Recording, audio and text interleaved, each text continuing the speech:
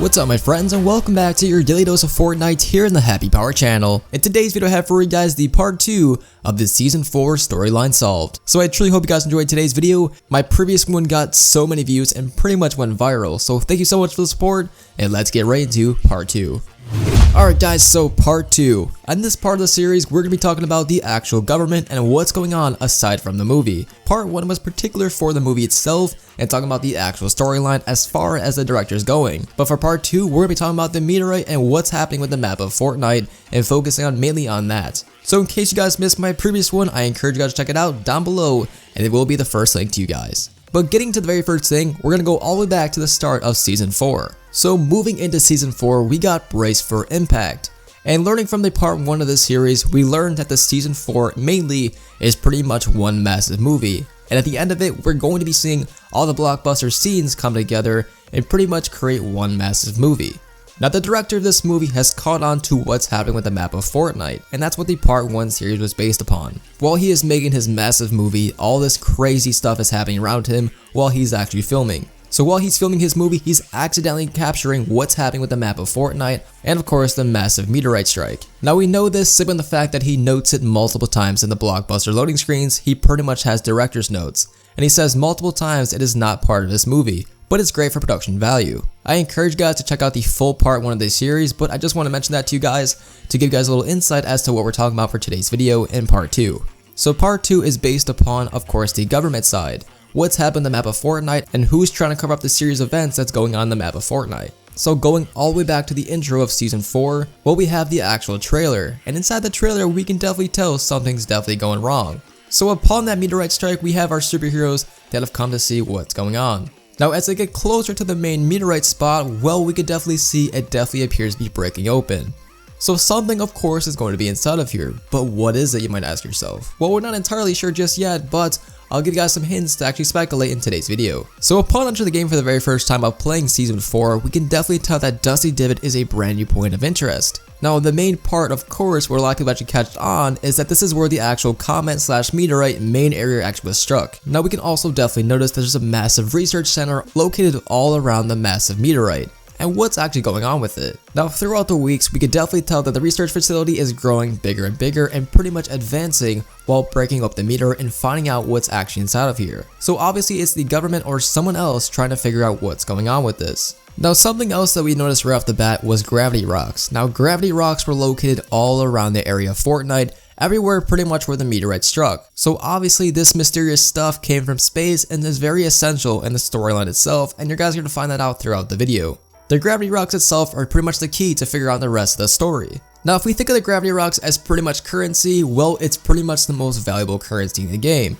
It is the most valued product that everyone wants to get their hands on, as it pretty much has the most potential to do pretty much anything. This could power pretty much cities or rockets even, and the main reason I say rocket is, well, pretty much Omega's lair. Now we're gonna go into a little theory right here. Now throughout the map of Fortnite, the map is constantly changing and we're constantly getting new updates, and of course new movie sets, but that goes back to part 1 and we're not going to get fully into detail with that. But pretty much there's two sequences of events happening.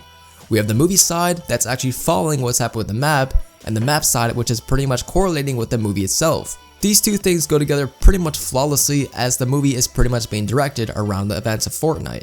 Now something that we all notice as the community of Fortnite is pretty much the gravity rocks being taken by someone, and it appears to be some sort of government vehicles. Now of course in the community we have the villains and we have the superheroes. The villains would have to be Omega for the main leader, and of course for the superheroes we have Carbine for the main leader. Now it appears to be that these are actually actors, but are they acting as to what they're actually seeing? Now the theory of them just being actors and following around with the movie is very plausible. I mean, think about this guys, what if the movie is pretty much just acting out what they're seeing scene by scene as to what's actually happening? So for example, Omega and Carbine are completely real characters. They're actually the heroes and villains. Now this director caught on to this and thought, okay, this is a great opportunity for a movie. Why not take my movie and switch it over to follow what's actually happening in the real world of Fortnite? So for example, Omega breaking out of jail. That actually happened. Omega is a real superhero. But there's also going to be actors that play as Omega and of course as Carbine. So part 1, him breaking out of jail, that actually happened. Thanks to the meteorite, of course. Now the director and of course the actors physically seen this actually happen. They seen the jail being broken open, and that's why it's in the Blockbuster #1. Now I think from that point forward, I think he thought, okay, I'm going to create this movie over what I saw today. So that's how scene 1 began. Then as you guys know, moving to scene 2 and 3 and 4 and 5, where they pretty much go into a massive battle between good and evil. Now guys, I do think that's actually happening in the game, and I think that Omega and his lair are completely legit stuff, because why would a movie set make a massive freaking rocket? It just makes no sense whatsoever. So I think the director in the movie is completely legit, but at the same time, he is directing his movie around what's happening in the map of Fortnite. So Omega, Carbine, superheroes and villains are completely real and are actually happening in the game. All this stuff is physically happening. It's completely legit. But at the same time, the director's like, wow, this is a great opportunity to make a movie, and is now making his movie over every single scene or every single event that he actually physically sees with his camera. And then that will completely explain as to why it appears that they're all just simply actors in the scene 6. Now as far as the government looking vehicles, well, I think it's actually part of Omega. The logos on the government looking vehicles are actually the same logo on Omega's army. So it appears that it's all actually legit. And the director's movie is pretty much just actors playing as to what's happened on the map of Fortnite. It's pretty much one massive simulation as to what he sees. It's a great opportunity to make a movie. Now we can definitely tell that the government or someone is working with Omega, because as Omega is taking the hop rocks, well, the government's pretty much patching up the areas where the meteorites are actually located. So it seems to be all correlating together. As Omega takes what he wants, the government is trying to clean it up. They're obviously going to be working together, and it could be through a threat itself or something similar. Now to show you guys some proof as to that's actually happening, we'll take a look at the background video. So every single location that the hop rocks have disappeared, these trucks have appeared and pretty much have taken these rocks and headed to the same location. Now if you follow the location of every single truck, well, it pretty much ends to Omega's lair.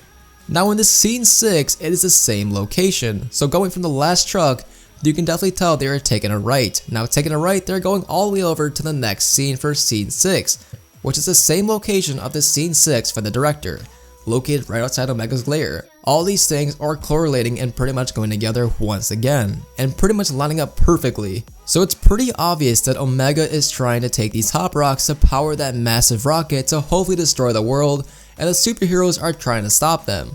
Now guys, as far as the meteorite goes in Dusty Divot, it definitely seems to be that there's something inside of there. I mean, obviously there is, it's a freaking big metal capsule, but could that be the last and final thing that he needs to power his rocket? Now I have a little theory for you guys. What if the hop rocks are actually just for his army to actually jump around and pretty much have superpowers? And what if inside the actual meteorite is a massive sort of fuel cell to power his rocket at the same time? That would pretty much give Omega like the ultimate ability to have an insane army with superpowers that could jump around and whatever else at the same time as powering his massive rocket with that massive fuel cell. Now that's just my personal speculation, and feel free to leave yours down below. Now I want to give you guys a summary some of the fact that the story is a little bit over the place. So, the season 4 storyline is basically this. Omega and Alpha are completely real superheroes and villains. Now the director is pretty much watching what's happening and making his movie to every single scene or event that is happening with their real life superheroes. Now of course there's going to be two sets of people, actors and real life people. The real life people are pretty much going to be the people that are pretty much fighting and doing superhero stuff and villain stuff, and pretty much the actors are going to be acting for his, of course, big movie to follow the events that are happening in the real life map of Fortnite. So I definitely think for week 7 when the Blockbuster skin gets revealed, we're going to be seeing either a new superhero or something insane. I'm not exactly sure what it's going to be. It could be virtually anything, but I'm curious to see what you guys think about this down below. Now that's all I have for you guys in today's video. I hope I didn't confuse you guys too much. It was very hard to explain, but I hope I presented you guys the story pretty clear, and if not, I'll go ahead and talk to you guys down in the comment section down below. So leave your questions, concerns, or comments down below, and I'll do my best to actually answer it for you guys and give you guys an updated story with texted words. Thank you guys so much for watching the video, and I'll see you guys later on today with a brand new daily upload. Stay happy, my friends.